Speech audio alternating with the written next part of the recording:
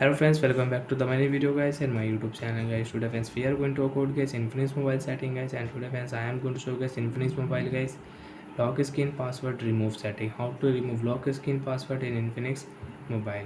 Friends, you want to delete infinix mobile lock screen password. So friends, how to delete lock screen password? First of all friends, unlock your phone. After unlock your phone friends, open your infinix mobile phone setting. After on phone settings, as you can see this type interface in your Infinix mobile. So how to delete lock screen password, how to remove lock screen password. Friends, first of all open your phone screen lock setting. First security, then friends screen lock.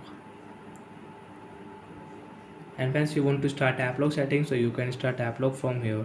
Friends, click here screen lock, enter your device password friends. After enter password, next friends click here swipe option and none option. Friends, if you click, so friends you cannot use swipe lock also. Click here, remove it, and friends you can check on lock screen guys. And friends, you have face lock, so a face lock, fingerprint lock automatic delete if you remove your screen lock. And friends, on your screen friends, screen will on direct. And friends, you want to use swipe to unlock phone, so friends you can set swipe lock. Click here screen lock swipe lock setting, and friends now you can lock your screen.